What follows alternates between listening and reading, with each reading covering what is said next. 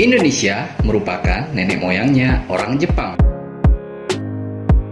Barangkali teman-teman di sini sudah tidak asing lagi jika mendengar nama negara Jepang. Negara paling maju di benua Asia ini dan merupakan negara terkaya ketiga di dunia saat ini. Saya yakin hampir sebagian barang-barang yang teman-teman gunakan sekarang adalah produk dari negara Sakura tersebut.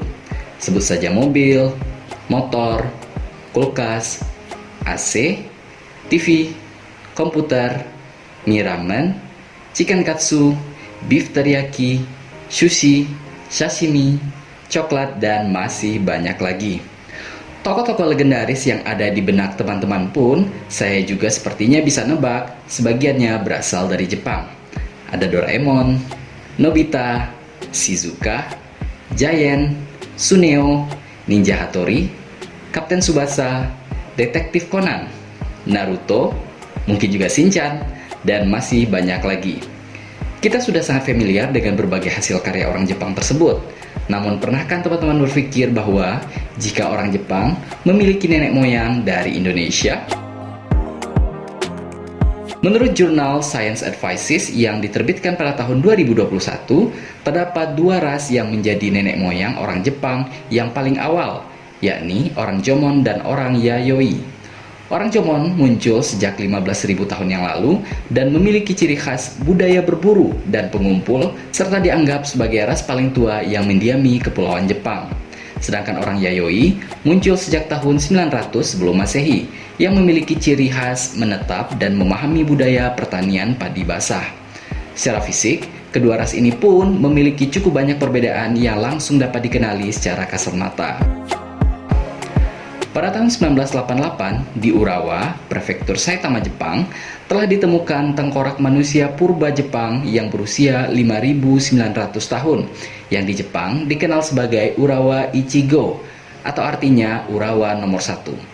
Secara anatomi wajah, antropologis Jepang memperkirakan bahwa tengkorak ini memiliki wajah khas orang Jomon, yang merupakan ras manusia yang lebih awal datang ke Jepang sebelum Jepang dibanjiri oleh orang Yayoi yang datang dari arah daratan Asia Timur. Setelah dilakukan analisa atas susunan basa nukleotida pada DNA tengkorak ini, hasilnya lalu dibandingkan dengan genetika orang Jepang maupun orang Asia lainnya. Dalam penelitian itu diambil sampel DNA dari 81 orang modern yang terdiri dari 62 orang Jepang dan 29 orang Asia non-Jepang. Hasilnya pun sangat mengejutkan. Dari 62 orang Jepang yang menjadi sampel perbandingan, tidak ada seorang pun yang susunan basa nukleotida DNA-nya sama persis dengan DNA si tengkorak yang ditemukan tersebut. Namun sebaliknya, dari 29 orang Asia non-Jepang, kecocokan 100% dengan tengkorak yang ditemukan tersebut ada pada 2 orang sampel, yaitu 1 orang Indonesia dan 1 orang Malaysia.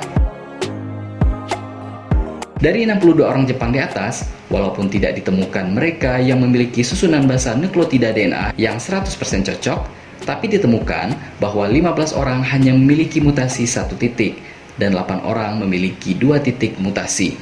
Bahkan, baru-baru ini antropolog bernama Baba Hisao telah menyatakan bahwa tengkorak Minato-gawa Man yang telah ditemukan memiliki kemiripan paling tinggi dengan tengkorak yang ditemukan di daerah Wajak, Jawa Tengah. Ini juga bisa menjadi jawaban atas pertanyaan sebagian orang mengapa kadang ada saja orang Jepang yang memiliki wajah sangat mirip dengan orang Indonesia yang bercirikan mata bulat agak besar, memiliki lipatan mata dan paras khas Nusantara dibandingkan dengan orang Jepang ataupun Asia Timur pada umumnya, karena memang sebagian nenek moyang mereka memang berasal dari Indonesia. Orang Jepang modern saat ini merupakan hasil perpaduan genetika antara orang Jomon yang berasal dari wilayah Asia Tenggara dan orang Yayoi yang berasal dari daratan Asia Timur. Bagi yang memiliki genetika Jomon lebih dominan, maka wajahnya cenderung bernuansa Jomon. Sementara bagi yang memiliki genetika Yayoi lebih dominan, maka memiliki wajah yang lebih oriental khas Asia Timur. Sebagai ilustrasi, kita bisa gunakan wajah Ratu Himiko yang sangat melegenda. Himiko sendiri adalah seorang ratu dari Kekaisaran Yamatai, kerajaan Jepang purba yang banyak diceritakan dalam laporan-laporan Tiongkok di abad-abad pertama. Hal ini bisa dilihat di dalam tulisan yang berjudul The Records of the Three Kingdoms abad kedua dan ketiga.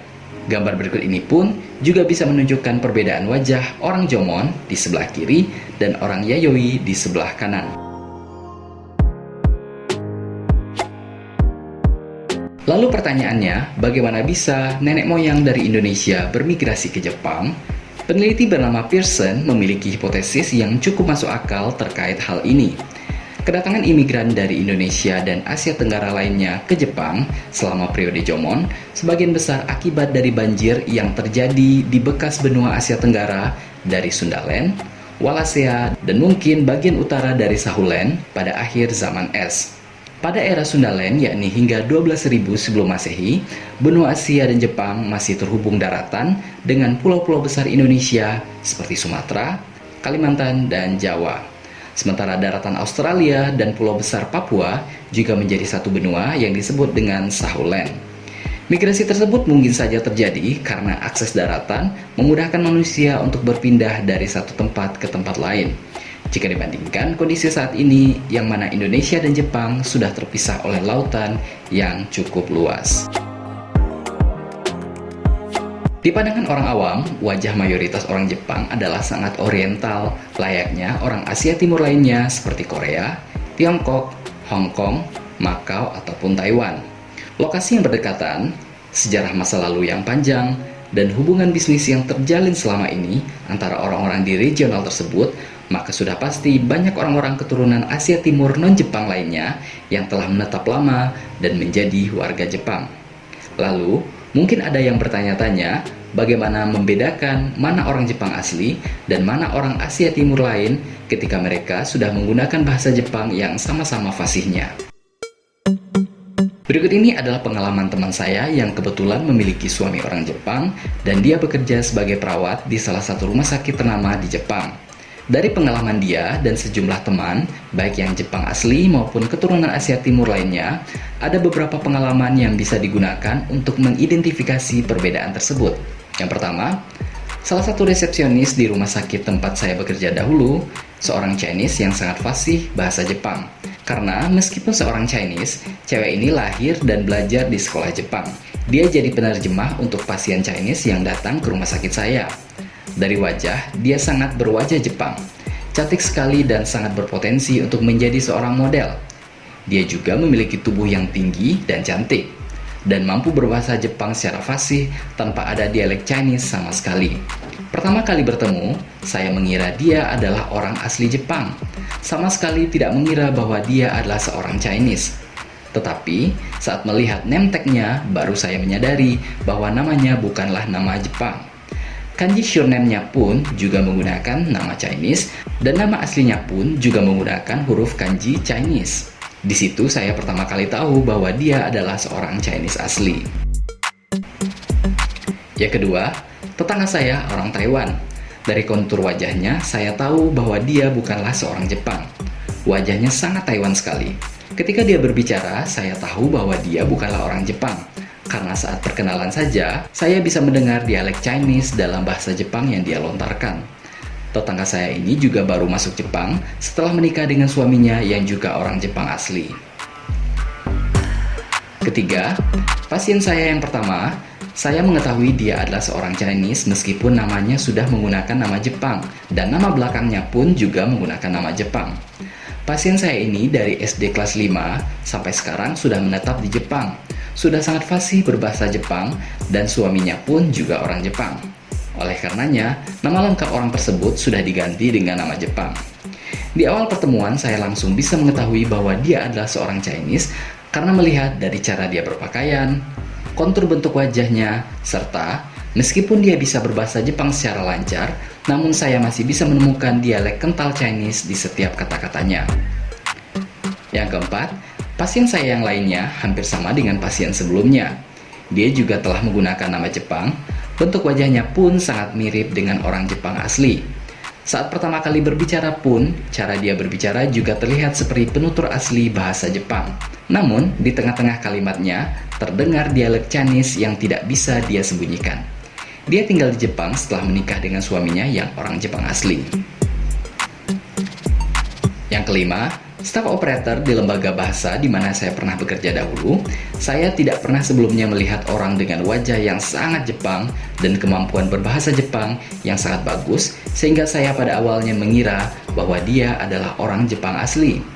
Namun, meski dia fasih memandu tamu, saya akhirnya tetap mengetahui bahwa dia adalah seorang Chinese, bahkan sebelum dia menyebutkan namanya yang bermarga Chan, di mana marga Chan adalah marga orang Chinese, apakah itu Chinese dari Tiongkok maupun dari Taiwan, dan bukan merupakan marga orang Jepang asli.